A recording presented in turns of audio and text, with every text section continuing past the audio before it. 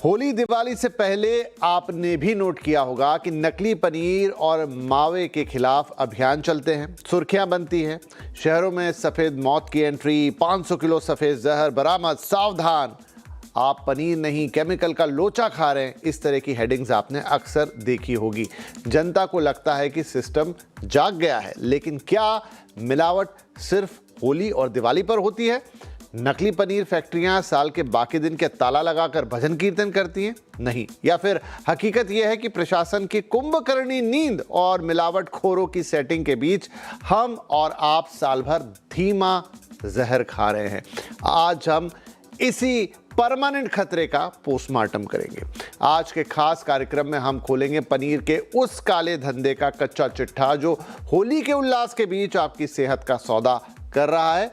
आज हम आपको डराएंगे नहीं, बल्कि उस असली खतरे से बचाएंगे जिसे पनीर का नाम देकर आपको बेचा जा रहा है। तो सबसे पहले ये जान लेते हैं कि नकली पनीर बनता कैसे है। इससे आपको समझ में आ जाएगा कि इसके असली खतरे क्या हैं। क्या है सफ़ेद पनीर का काला सच? तो चलिए ये मैं आपको बताता हूँ। देश भर में नकली पनीर की छोटी छोटी फैक्ट्रियां चलती हैं। नकली पनीर असल में सिंथेटिक पनीर होता है। इसकी मोडस ऑपरेंडी को शुरू से समझते हैं। हम और आप जानते हैं कि असली पनीर दूध को फाड़कर बनाया जाता है, लेकिन नकली पनीर के लिए दूध की जरूरत नहीं पड़ती।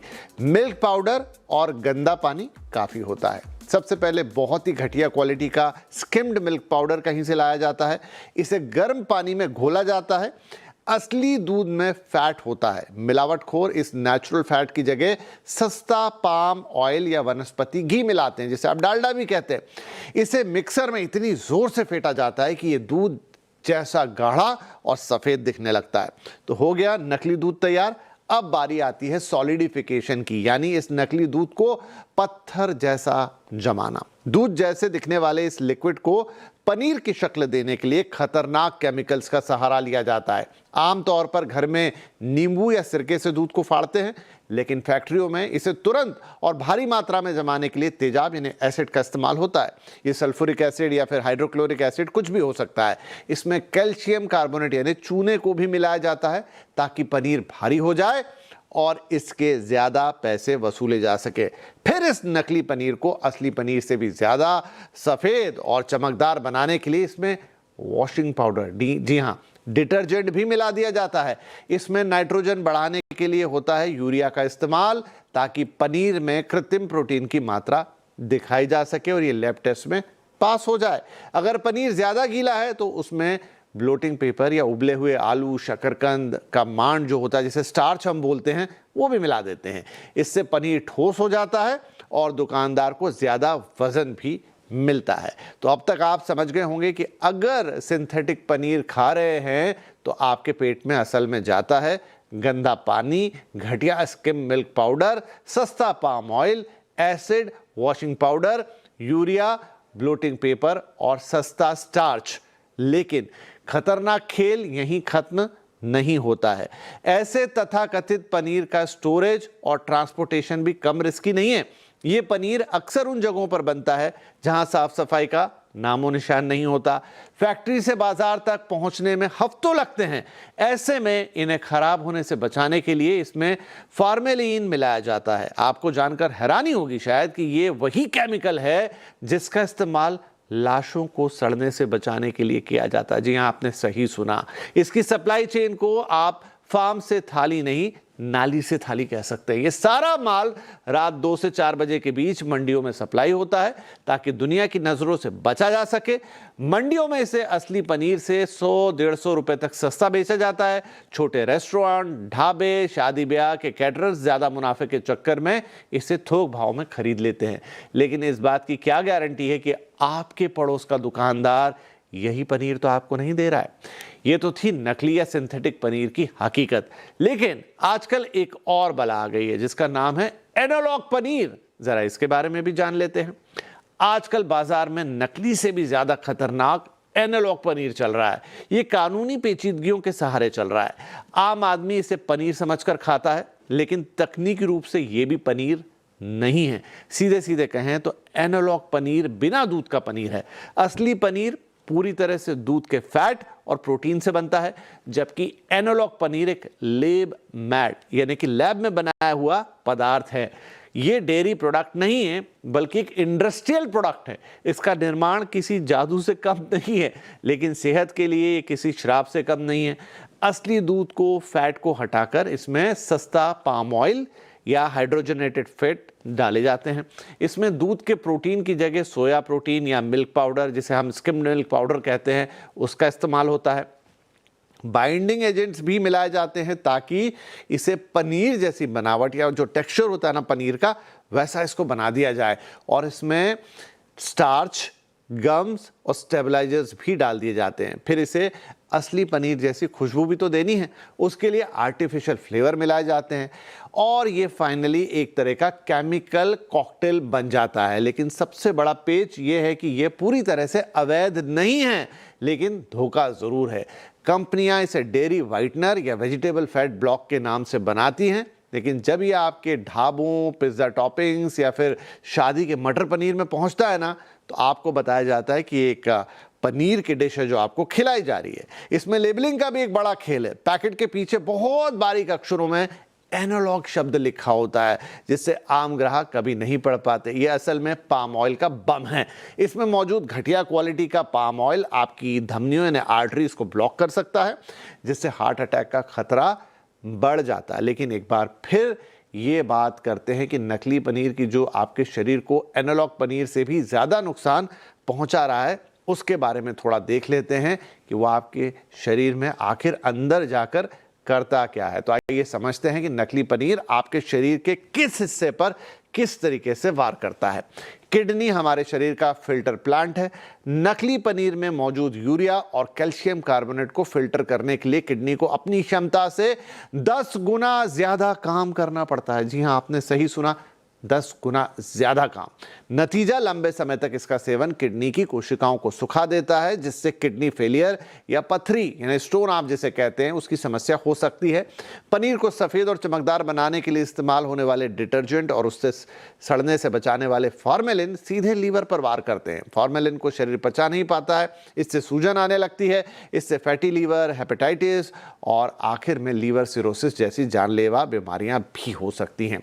दूध फाड़ने के लिए इस्तेमाल में होने वाले सल्फ्यूरिक एसिड के अवशेष पनीर में रह जाते हैं। ये तेजाब पेट की अंदरूनी कोमल परत, जिसे मुकोसा कहते हैं, उसे जला सकता है या जला ही देता है। डिटर्जेंट पेट में गुड बैक्टीरिया को खत्म कर देता है। नतीजा, गंभीर फूड पॉइजनिंग, दस्त और पेट में अल्सर जैसी समस्याएं।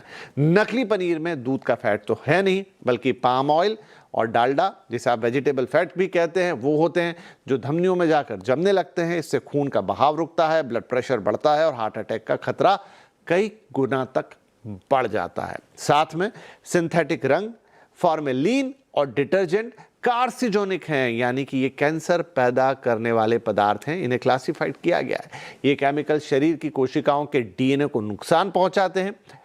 पेट का कैंसर, आंतों का कैंसर, पैनक्रियाटिक कैंसर होने की संभावनाएं बढ़ जाती हैं। बच्चों का इम्यून सिस्टम कमजोर होता है। यूरिया वाला पनीर उनके दिमाग के विकास को भी धीमा कर सकता है। गर्भवती महिलाएं हैं तो ये पनीर खाएंगी अगर, तो भ्रूण के विकास पर बुरा असर पड़ सकता है और आने वाले बच्चे में जन्मजात कुछ विकृतियां भी हो सकती हैं। तो कितना खतरनाक हो सकता है ये नकली सिंथेटिक पनीर, ये हमने आपको बता दिया।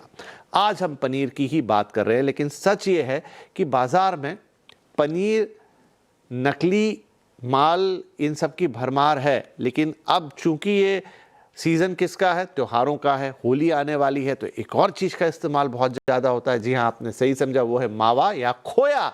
और यहाँ पर भी नकली मावा या खोया जम कर बेचा जाता है, जिससे बनती हैं बीमारियों वाली मिठाई। पनीर के बाद सबसे ज़्यादा मिलावट अगर किसी एक चीज़ में होती है तो वो मावे में ही होती है। इसमें शकरकंद, सिंथेटिक दूध, घटिया मिल्क पाउडर और स्टार्च का इस्तेमाल होता है।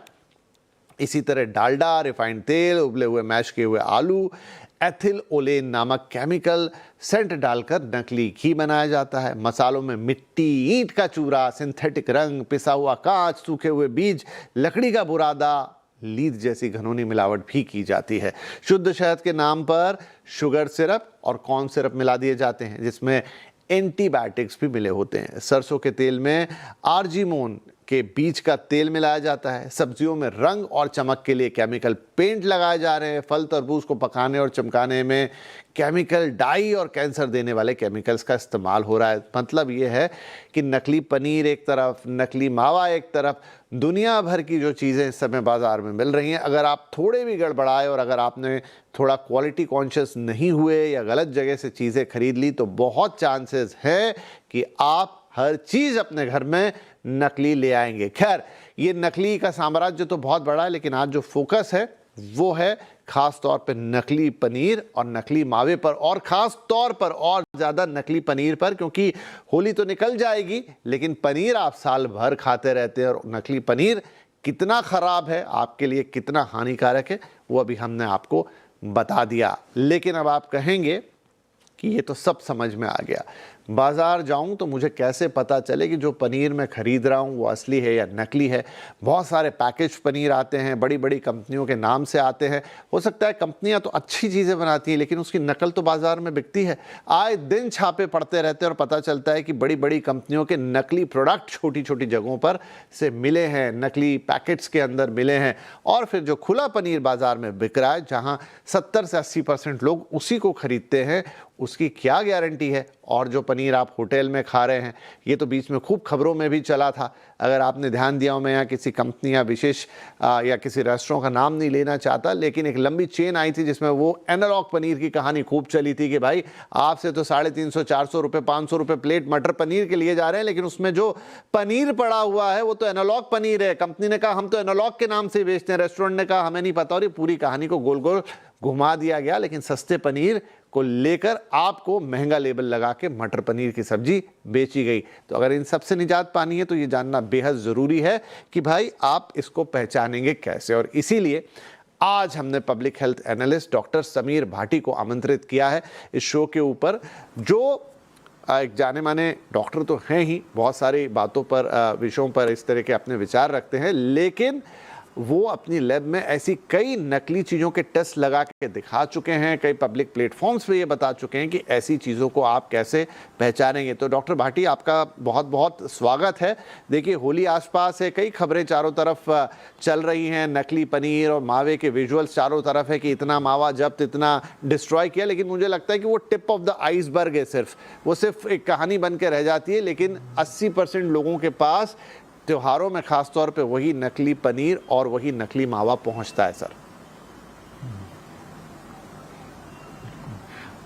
बिल्कुल। देखिए, जैसा ज्यादातर हम खास त्योहारों के अंदर हम देखते हैं कि उसमें ओवरऑल आपने सुना होगा कि 80% के करीब सैंपल्स फेल हो जाते हैं पनीर के भी, खोया के भी, या मिल्क के प्रोडक्ट जितने भी हैं उनके, क्योंकि उस टाइम कंजप्शन काफी ज्यादा बढ़ जाती है। अब जो फेल होता है वो फेल होने की कैटेगरी होती क्या है कि पनीर क्यों फेल हुआ है, तो वो 3 स्तर के ऊपर फेल होता है। जैसे कि या तो वो सब स्टैंडर्ड है, मतलब उसमें कुछ ना कुछ उसको स्टोर ठीक से नहीं गया है, वो किसी क्वालिटी टेस्ट में फेल हुआ है। मतलब एक तो अडल्ट्रेशन के लेवल पर, जैसा अभी हम बात कर रहे थे कि उसमें कुछ मिलावट कर दी गई है किसी भी तरह की, चाहे वो वनस्पति ऑयल की उसके अंदर मिलावट की गई है या सिंथेटिक दूध की उसके अंदर मिलावट कर दी गई है, या फिर और भी जो आपने बात की फॉर्मलिन वगैरह, इस तरह से कोई भी किसी भी तरह की मिलावट, या सबसे कॉमन जैसे बात कर रहे थे हम स्टार्च, मतलब किसी भी फॉर्म का सस्ते वाला स्टार्च जिसमें किसी भी तरह का आटा हो गया, या आपने जो आलू की बात की, आलू मैश किए हो गए, तो एक अडल्ट्रेशन हो गया, एक सब स्टैंडर्ड हो गया, और एक तीसरी कैटेगरी होगी जो कि बहुत ज्यादा खतरनाक है, जिसको हम अनसेफ कहते हैं। मतलब उसमें किसी भी तरह के कई टॉक्सिन जो कि हमारी बॉडी के लिए बहुत ज्यादा हार्मफुल होते हैं। तो 3 कैटेगरी के अंदर ही ज्यादातर वो पनीर फेल होता है।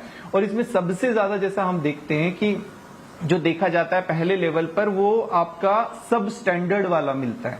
मतलब सब स्टैंडर्ड वाला कि उसमें अडल्ट्रेशन तो नहीं मिलती या वो अनसेफ कैटेगरी में भी नहीं आता, पर सब स्टैंडर्ड का मतलब ये है कि उसको स्टोर ही ठीक से नहीं किया गया। अब स्टोर ठीक से नहीं गया, वो दोनों लेवल पर हो सकता है। कई बार ज्यादातर हम लोगों को ऐसा लगता है कि जो पैकेज्ड पनीर है वो फिर हमें बिल्कुल सेफ है हमारे लिए, या जो ओपन वाला है वो उसमें कई बार ऐसा स्टोरेज का इश्यू हो सकता है, पर वो दोनों में ही हो सकता है। पर वो कॉमन ज्यादातर आपका, अगर जो ओपन मार्केट से अगर आप पनीर लेते हैं तो उसके अंदर वो क्वालिटी टेस्ट में वो कई बार फेल हो जाते हैं।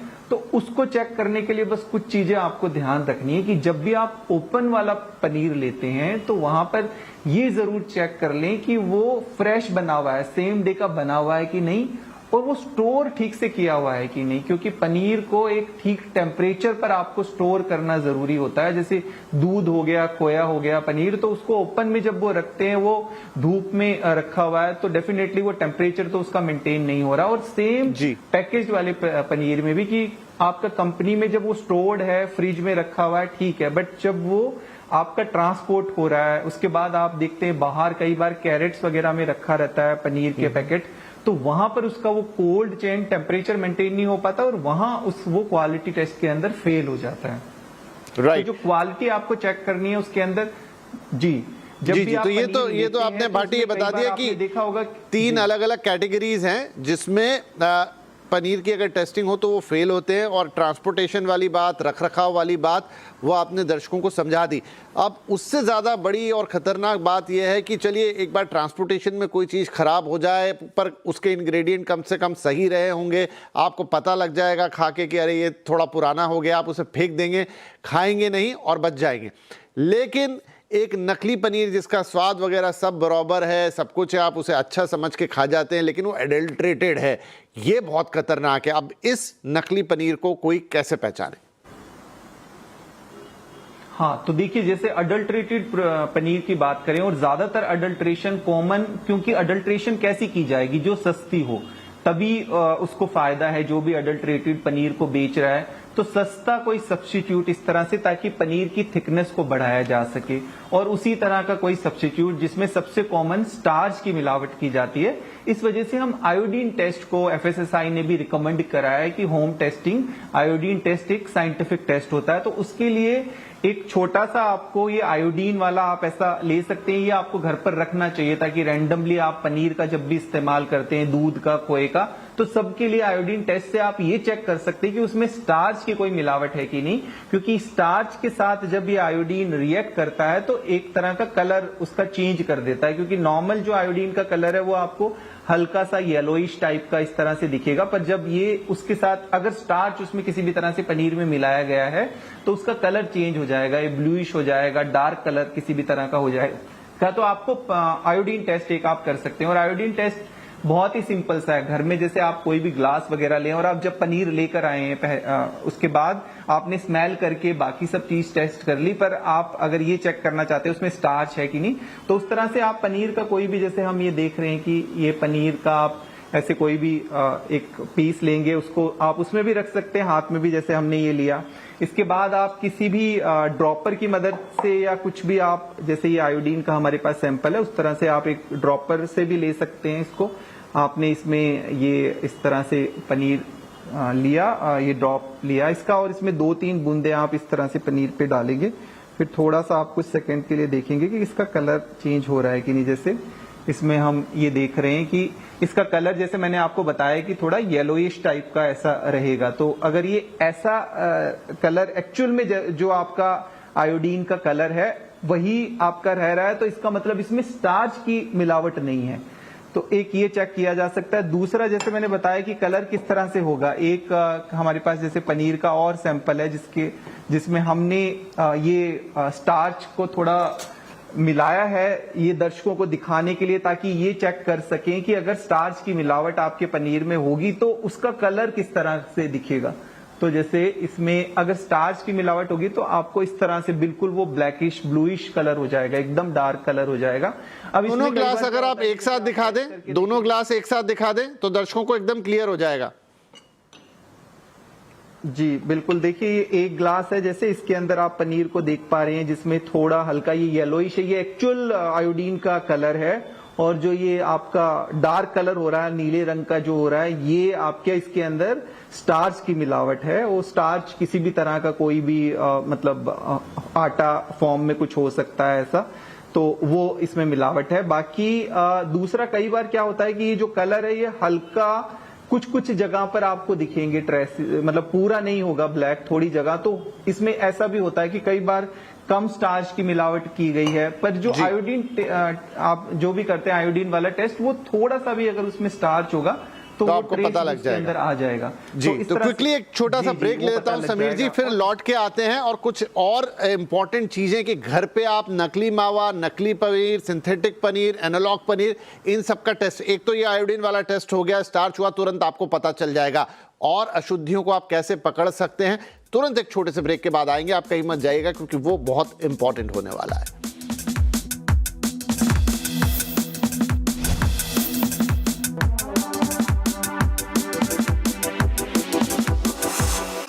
नकली और खतरा असली, पूरी कहानी आज डिकोड कर दी है नकली पनीर की। ब्रेक से पहले हमने आपको यह भी बताया डॉक्टर समीर भाटी के माध्यम से कि कैसे आप नकली पनीर का टेस्ट लगा सकते हैं। तो एक आयोडीन टेस्ट तो उन्होंने बता दिया, और कैसे आप नकली पनीर को टेस्ट करेंगे डॉक्टर भाटी, और क्या इंप्योरिटीज और क्या उसके टेस्ट के तरीके हो सकते हैं? बिल्कुल बिल्कुल। तो जैसे हमने पनीर का टेस्ट किया, उसी तरह से जब आप खोए का टेस्ट करेंगे उसमें भी इसी तरह से कलर आपका फर्क आएगा। जैसे ये नॉर्मल खोया है तो उसका कलर ऐसे रहेगा, और खोया अगर आपका अडल्ट्रेटेड है तो उसका कलर इसी तरह से डार्क हो जाएगा आयोडीन डालने के बाद। दूसरा, पनीर के अंदर एक और घर पर टेस्ट आप करके देख सकते हैं कि जैसे आप पनीर को जब लेंगे, क्योंकि डिटर्जेंट का इस्तेमाल भी ज्यादातर किया जाता है, तो डिटर्जेंट के लिए एक फॉर्म टेस्ट हम जिसको कहते हैं। तो जैसे आप पनीर का टुकड़ा डालेंगे, उसके साथ आपको थोड़ा सा गर्म पानी चाहिए होगा, और गर्म पानी आप ग्लास के अंदर डालेंगे जो भी, और उसके बाद आपको उसको ठीक तरीके से मिक्स करना है। तो इसमें अगर किसी भी तरह से आपको लगता है कोई फॉर्म हो रहा है बाहर, ऊपर आपको लग रहा है कुछ झाग ऐसे आ रहे हैं, तो फिर उसमें हम समझते हैं कि कहीं ना कहीं किसी तरह के डिटर्जेंट की मिलावट है। तो इस तरह से आप इसको ठीक तरीके से अच्छे से शेक कर सकते हैं। आपको ठीक से हिलाना है तो आपको लगेगा झाग। और इसके साथ साथ इसमें एक और आप टेस्ट करके देख सकते हैं, अगर खोया या पनीर कुछ आपको अगर ऑयल की लेयर ऊपर दिख रही है, तो इसका मतलब आप मानकर चलिए कि किसी तरह की वनस्पति की मिलावट है। तो डिटर्जेंट या वनस्पति का एक अंदेशा हो जाता है कि उसके अंदर मिलावट है। और स्टार्च, ये तीन चीजें एटलीस्ट हम रूल आउट करके देख सकते हैं। और साथ के साथ पाम ऑयल के लिए आप उसको एक पाम टेस्ट भी कर सकते हैं, कि मतलब जब आप हाथ पर लेंगे, चाहे आपका खोया हुआ या पनीर होगा, जब आप उसको थोड़ा रब करेंगे तो कई बार क्या होता है, अगर आपको थोड़ा ग्रीसी सा लग रहा है, ऐसा स्टिकी लग रहा है, आपने जैसे उसको रब किया, रगड़ा हथेली पे जी, और आपने उसको स्मेल किया, तो उससे काफी हद तक आप जान सकते हैं कि कहीं ना कहीं इसके अंदर कोई मिलावट है कि नहीं है। बिल्कुल, और बहुत धन्यवाद डॉक्टर भाटी। जागरूकता सबसे बड़ा हथियार है। देखिए, आपने तो अभी पनीर के लिए बताया, लेकिन किसी ने मुझे कान में कहा हमारे पीसीआर से कि इस तरह से तो हम दूध को भी टेस्ट कर सकते हैं, अगर उसमें कोई किसी ने केमिकल या डिटर्जेंट मिला दिया जो दूध में भी मिलावट होती है। तो ये जागरूकता ही लोगों को बहुत मदद करेगी इस त्योहार पर, कि कैसे आप नकली पनीर और नकली मावे को टेस्ट लगा सकते हैं। तो जागरूक बनिए और इन सारी चीज़ों से बचिए। बहुत बहुत धन्यवाद आप सभी का इस कार्यक्रम में हमारे साथ जुड़ने के लिए। नमस्कार।